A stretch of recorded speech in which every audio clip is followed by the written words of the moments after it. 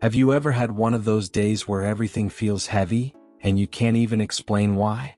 Like you woke up tired, not just in your body but in your soul.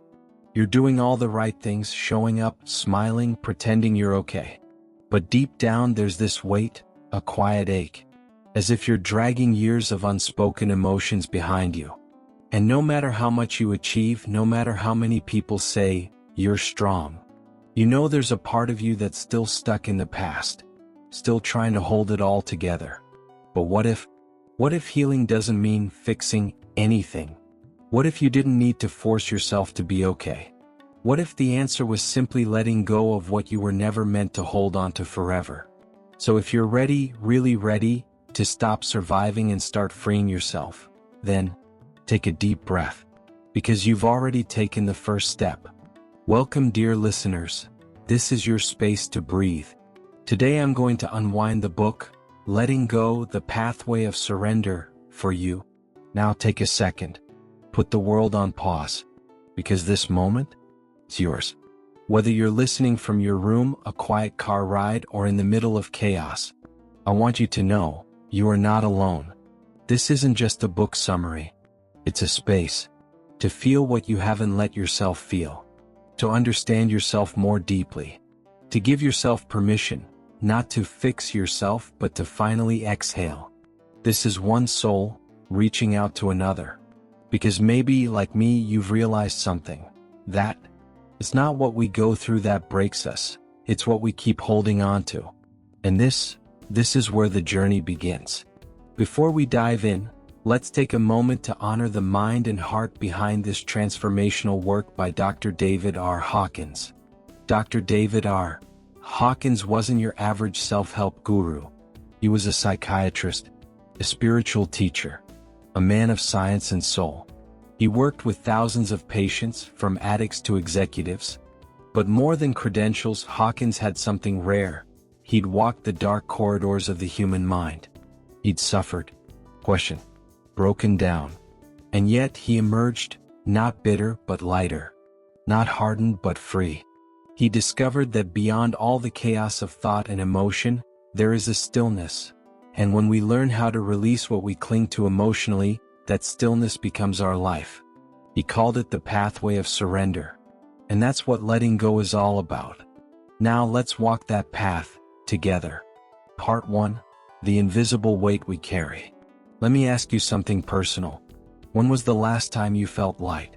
Not just relaxed, not just on a weekend getaway, but genuinely light, like nothing was weighing on your chest, like you didn't need to pretend, like you weren't secretly holding your breath through life? If you're like most of us, it's been a while. Maybe you can't even remember. Because somewhere along the way we got used to carrying things we were never taught how to release. We carry the hurt from words never apologized for. The guilt from mistakes we still punish ourselves for. The fear of being abandoned, judged, replaced. The anger we swallowed just to keep the peace. And the grief we told ourselves we should be over by now. But here's the truth no one ever told us growing up. Just because you bury an emotion doesn't mean it dies. It hides, it waits, and it leaks out. In your tone of voice, in how quickly you snap, in the way you pull away from people who love you, just in case they leave first.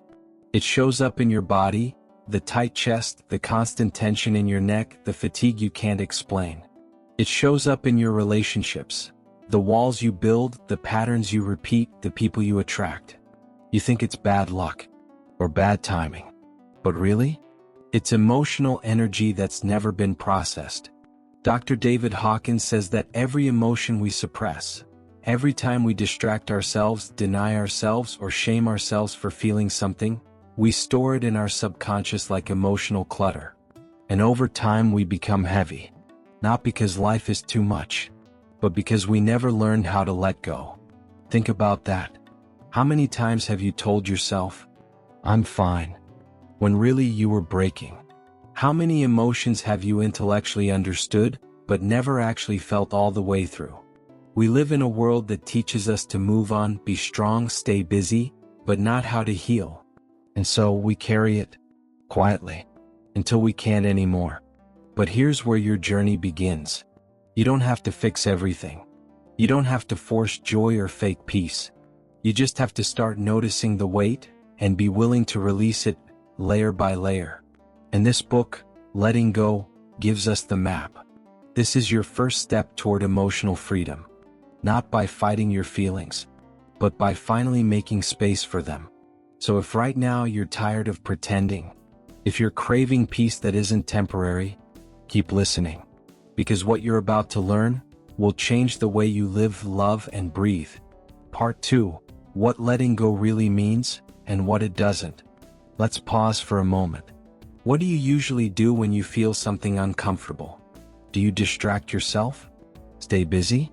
Overthink? Or maybe you push it down and pretend it doesn't bother you. If so, you're not alone. Most of us have been taught, directly or silently, that emotions are inconvenient, that tears are weakness, that fear means failure, that anger makes you bad. So we've learned to hide our feelings, to bury them deep, to slap a smile over our pain and move on like nothing happened. But here's the truth.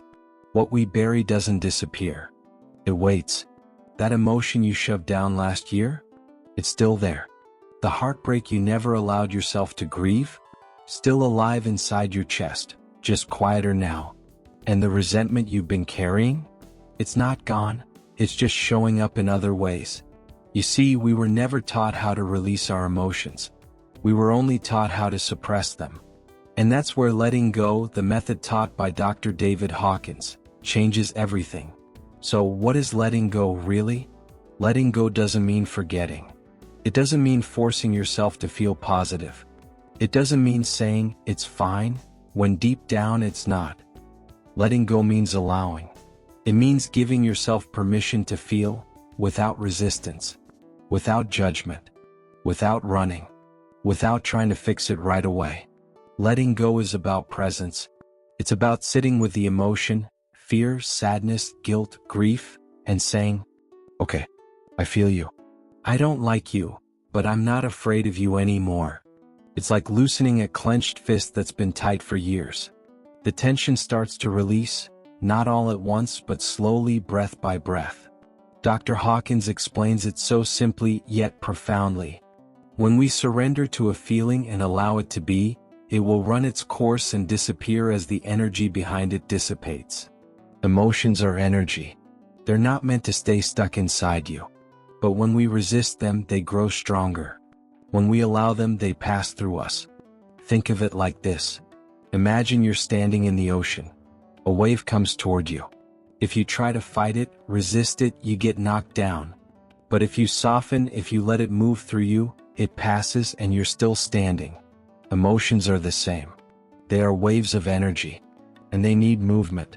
So how do we let go in real life? It starts with one powerful choice: to stop resisting your own experience. The next time anxiety shows up, don't escape it. The next time anger arises, don't explode, but don't bottle it either. Just pause and feel it, fully, quietly, honestly. Take a deep breath. Feel the tightness in your chest. Notice where the emotion lives in your body. And say gently, it's okay. I allow this. You'll be surprised. Sometimes just allowing the emotion makes it start to dissolve. Letting go is not a one-time event. It's a moment-to-moment practice. It's choosing not to hold on, even when your mind wants to. And the more you do it, the lighter you become. The freer you feel. Because you realize you were never broken. You were just full. And now, you're finally learning to empty the pain without numbing your heart. Part 3. The hidden control of suppressed emotions. Let's continue. Now that you understand what letting go truly means, not forcing, not forgetting, but allowing, let's go deeper. Because here's something most people don't realize. The emotions you suppress are not just sitting quietly inside you. They're actually running your life from the shadows. Let that sink in. Every time you avoid a feeling, every time you push it away, deny it, distract yourself from it, it doesn't just go away, it goes underground. And from there, it controls your choices, your reactions, and even your personality. How we become what we bury. Think about this. Someone who suppresses anger constantly? They either explode unpredictably or become passive-aggressive, withdrawn, bitter. They say yes when they mean no. They carry resentment but don't know why. Someone who's never dealt with fear? They don't just avoid danger. They avoid living fully. They stay small. They sabotage good things. They reject love before it can reject them. And someone who's carrying guilt? They constantly feel undeserving of joy, love, success. So they unconsciously punish themselves. They overgive, overwork, or choose relationships that mirror their pain. We say, "That's just how I am." But often, it's not who you are. It's who you've become, as a way to survive feelings you never got to release. Do you know your mind keeps the pain alive? Here's where it gets even more subtle. Your mind is constantly trying to make sense of what you feel but haven't processed. So it builds stories. I can't trust people. I always mess things up. I'm not good enough. I don't deserve happiness. But these aren't truths. They're emotional leftovers, dressed up as logic. Dr. Hawkins reminds us that most of what we call thinking is actually emotionally charged programming. You're not thinking clearly. You're just repeating the emotional scripts your inner child wrote long ago. So how do we stop these patterns? We start by becoming aware. Awareness is the first door to freedom. Catch yourself in the moment. Notice when you overreact, when you pull away, when you people please, when you shrink. Then ask, what am I really feeling right now? What am I afraid to feel? What have I never allowed myself to face? And when the answer comes, sadness, shame, rage, fear, don't fight it. Don't judge it. Just breathe with it. You can't heal what you won't face. But when you face it, when you allow it, it starts to let go of you. Remember this. You're not broken. You're not overreacting. You're just full of emotions that want to be felt and finally set free. And the good news? You don't have to solve it all today. You just have to stay aware. One breath, one feeling, one release at a time. Coming up next in part 4, we'll explore how emotional energy creates your experience of reality, and how letting go doesn't just change how you feel. It changes what you attract into your life. Part 4, how emotions shape your reality. By now, you're starting to see something powerful. That your unprocessed emotions don't just affect how you feel. They shape how you see the world. They shape what you expect, and what you allow yourself to receive. You see, the outside world isn't just happening to you. Much of what we experience is a mirror of what's going on inside us. Dr. David Hawkins explains that emotions carry vibrational energy. Every feeling you hold, fear, anger, love, guilt, peace, has a frequency. And the frequency you live in pulls experiences toward you like a magnet. That means you attract what you carry. If you're full of fear, you tend to see danger where it may not even exist. You attract people who reinforce your fears. If you're holding on to guilt, you block happiness, because deep down you don't believe you deserve it. And if you're carrying anger, you'll often find conflict, or create it even when you don't mean to. It's not your fault, but it is your responsibility. Because once you become aware of this energy loop, you can break it. Letting go begins to shift your frequency. You stop reacting from old wounds. You stop seeing everything through the lens of fear or lack. And slowly, your reality begins to soften. You meet calmer people. You attract more kindness. You make decisions from clarity, not survival. You know, freedom is an energy shift, not a life hack. This isn't about positive thinking. It's not about repeating affirmations while ignoring your pain. This is about going to the root, feeling the emotion fully, and releasing the energy it's been holding hostage. Because when you do, your whole being changes. You speak differently. You choose differently. You walk through life no longer controlled by fear, guilt, or shame, but with peace at the center of your chest. This is how letting go begins to change not just your mind, but your life. Now let's discuss the next part.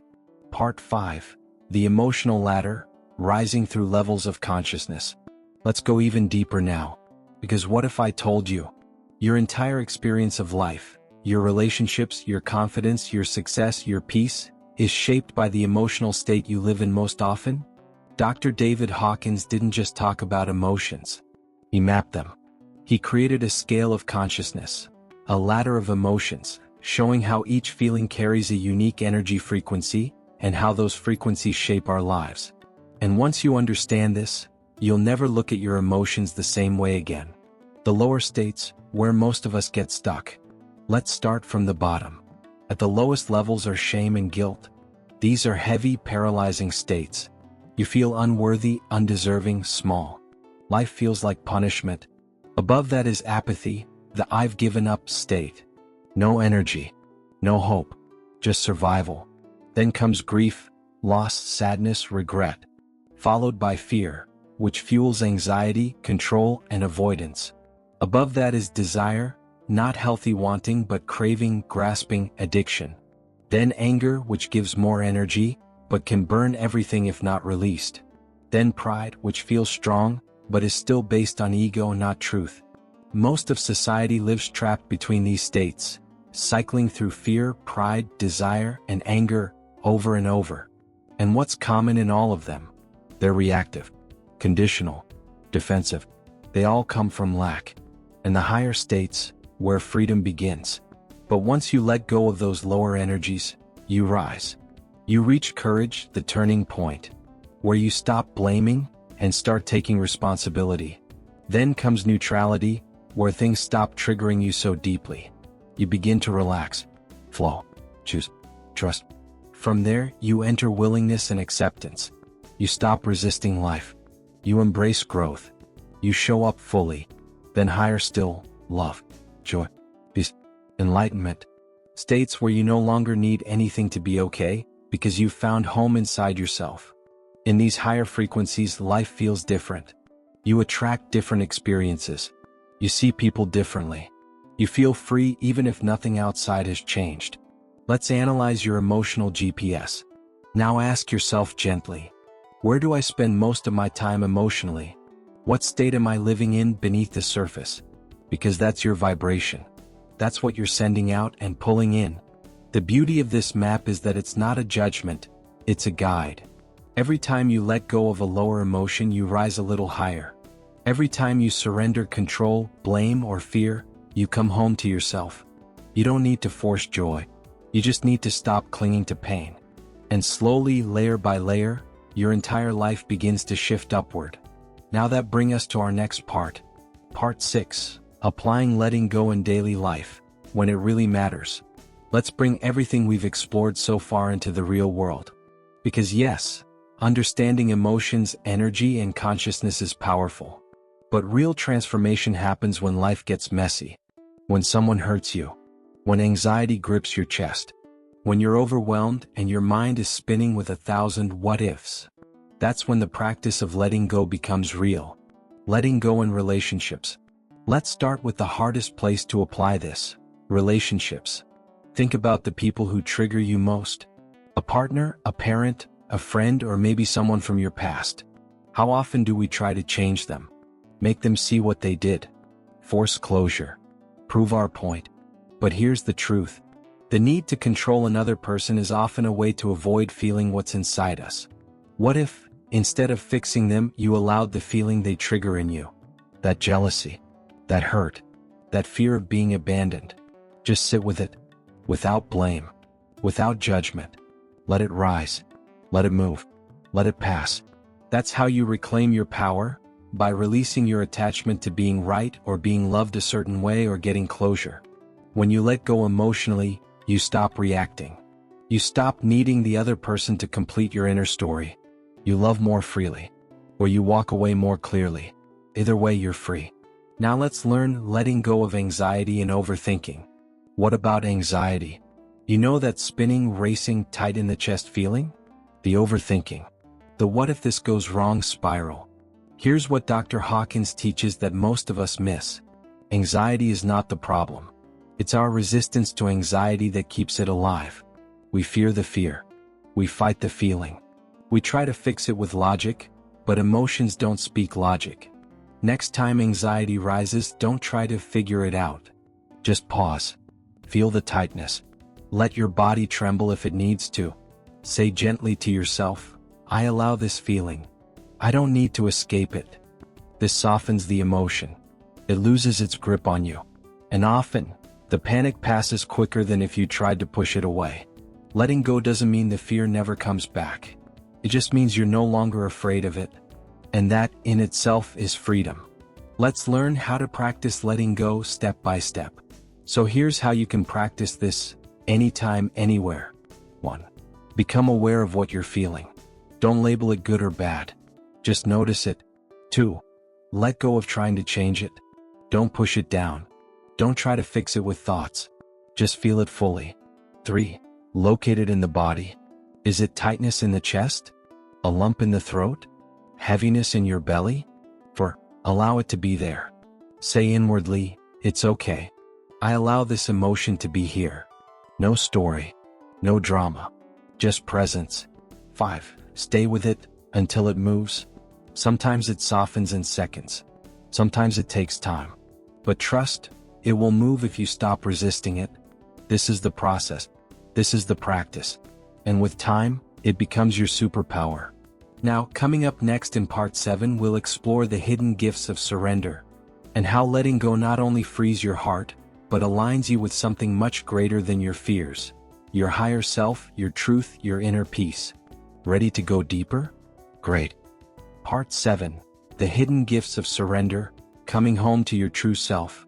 So far, you've learned how letting go frees you from painful emotions, how it clears the clutter in your mind, releases the weight in your chest, softens your reactions. But there's something even deeper, something you may not expect. Letting go doesn't just help you feel better, it brings you back to who you really are. And the more you release fear, guilt, control, pain, the more you uncover your truest, purest self underneath it all. Do you know you are not the emotion, you are the awareness beneath it? Have you ever noticed that when you're angry, there's a part of you that sees the anger?